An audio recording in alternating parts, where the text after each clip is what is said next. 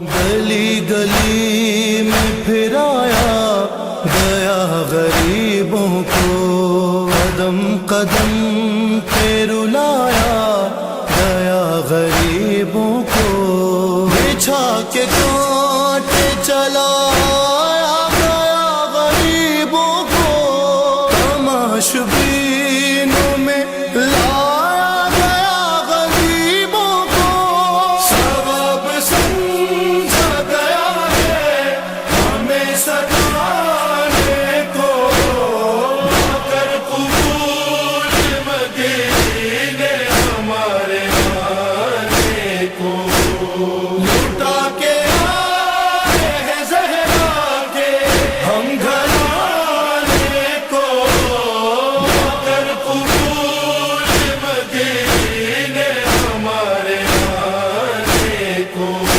Syria میں پہلی مجلس، باقاعدہ مجلس، وہ تو اہل بیت تو ہر لمحے رو رہے تھے، لیکن باقاعدہ اہتمام کر کے زینب نے بپا کی، یزید سے شرط لگائی نا، پہلی کربلا میں پہلی باقاعدہ مجلس، ماں تو کربلا میں جس وقت سکینہ کے کولے لگ رہے تھے تب بھی وہ یا حسین کہہ رہی تھی، لیکن جو باقاعدہ مجلس ہوتی، صفحہ بچھا کے گھر والے بیٹھے، وہ 40 کے دن زینب لٹے قافلے کو لے کے آئی، 3 دن ہوئے، اور مدینہ منورہ کی پہلی مجلس کے لیے زینب مدینہ پہنچ رہی،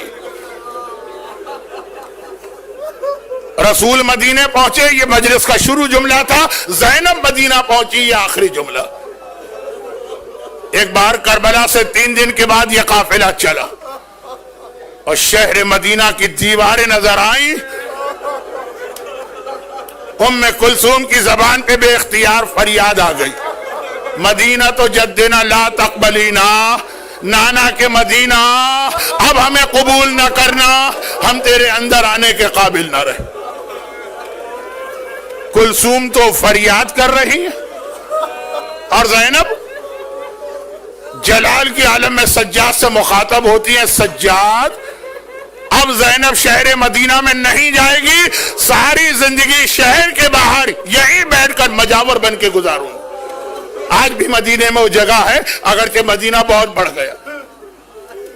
سجاد امام ہے، سجاد امام وقت ہے، سجاد امام زمانہ، ہر ایک کو حکم دے سکتا ہے اور دیتا ہے۔ زینب کبریٰ کو کبھی کوئی حکم نہیں دیتے، زینب نے جو کہا امامت سر جھکا کے زینب کی خواہش پورا کرتی ہے۔ شام سے قافلہ چلا تھا، زینب نے کہا سجاد پہلے زندان شام میں اونٹ جائیں گے، سجاد نے اونٹوں کا رخ پھیر دیا۔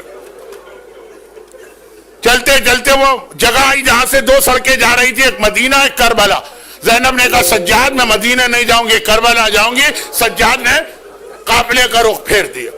اور آج زینب نے، کلثوم تو ماتم کر رہی، زینب نے سجاد کو بلایا، کہا سجاد اب میں شہر میں جانے کے قابل نہ رہی، ساری زندگی شہر کے باہر یہیں رہوں گی، خیمے یہاں لگا دیے جا۔ اب زینب کی زندگی خیموں میں گزرے گی۔ سجاد زینب ہے، رباب تھی تو سجاد نے امام کے طور پہ حکم دیا تھا، یہ زینب ہے، حکم دیا اونٹ بٹھا لیے جائیں، خیمے لگا دیے جائیں، اور ہر بیوی اس طرح خیمے میں گئی جیسے اب ساری زندگی یہی رہنا۔ لیکن سجاد کو تو پتا ہے نا کہ ہمیں مدینہ جانا ضروری، سجاد خود حکم نہیں دینا چاہتے۔ ایک ہی طریقہ سمجھ میں آ رہا، اگر یہ جملہ توہین امام نہ، خاندان کے اگر بزرگ آ جائیں گے ان کو زینب انکار نہیں کر سکتی، مجھ سے تو کہہ سکتی ہے نا، لیکن اگر عباس کی ماں ام البنین آ کے کہے زینب بیٹی،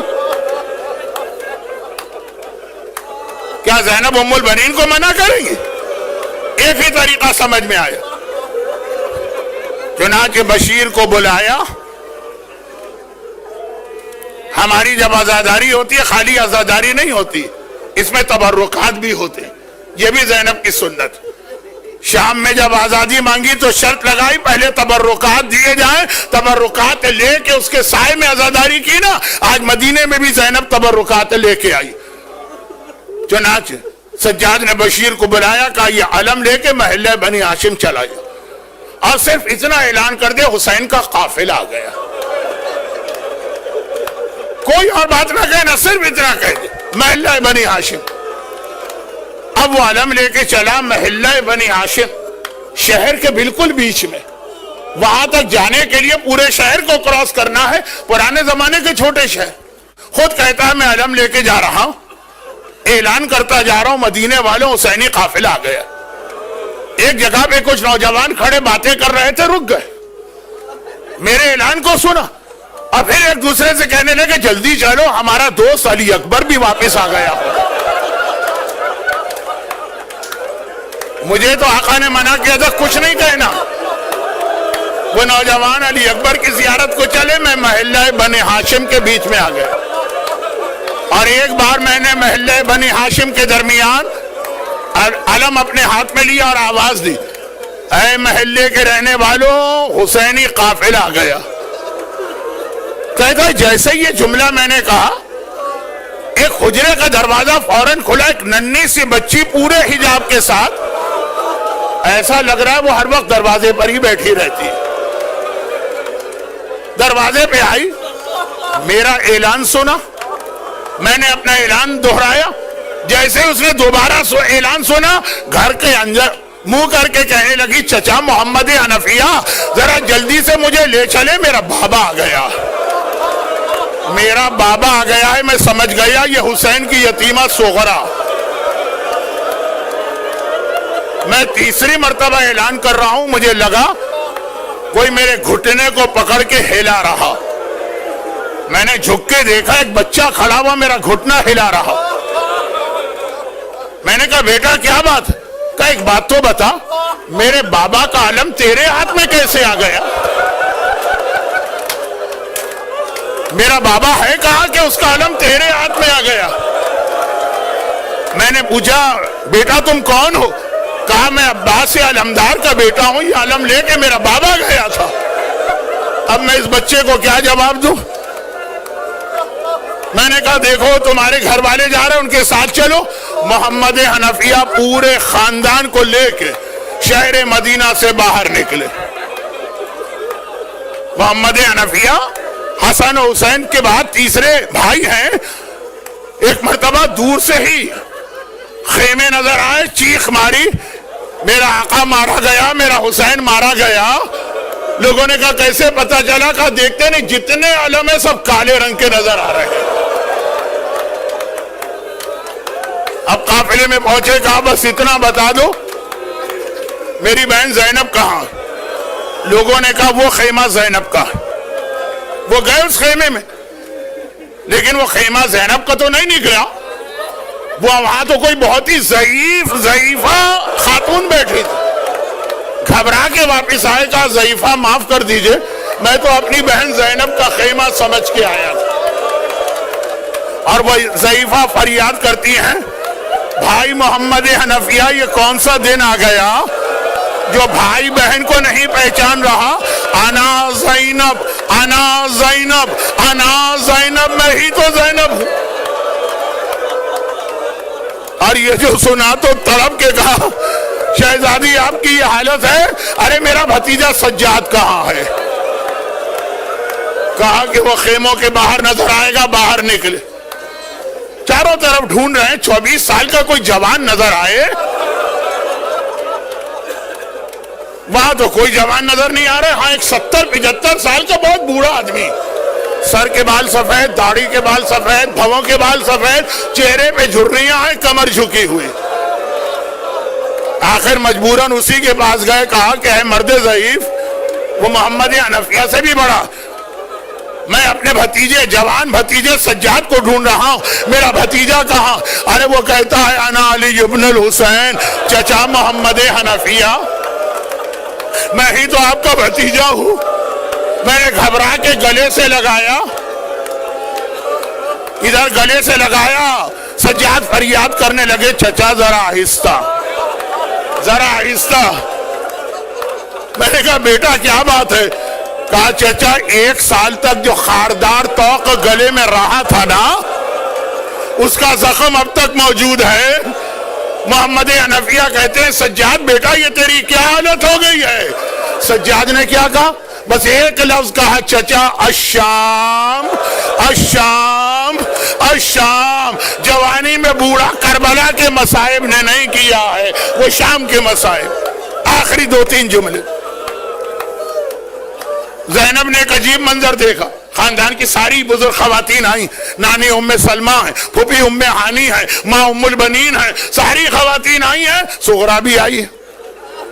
اب باقی عورتیں تو آگے زینب کو پرسا بھی دے رہی، اب باتیں بھی کر رہی ہیں، صغرا نہ کہیں رک رہی ہے نہ کسی سے بات کر رہی۔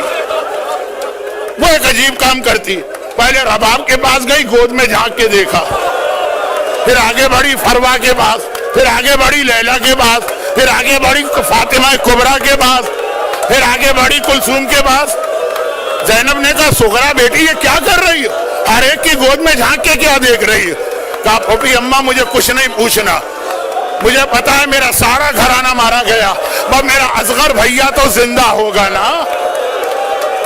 اصغر کا کلیجے سے لگا کے ایک مرتبہ، آئے زینب کیسے بتائے صغرا تیرا اصغر تو بابا کی گردن میں 3 بھال کے تیر سے شہید ہوا۔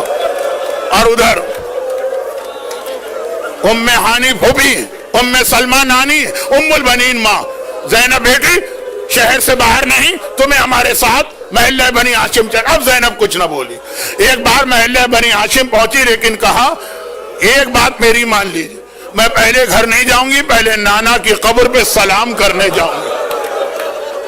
ساری مسجد خالی کرائی گئی، سارے مرد نکالے گئے، مسجد بند ہوئی۔ زینب نانا کی قبر پہ پہنچی، کہا نانا اپنی نواسی کا سلام تو لے لے، اور یہ بھی دیکھ لے تیری نواسی، تیری امت نے ہمیں تحفے کیا دیے ہیں وہ لے کے آئی ہے۔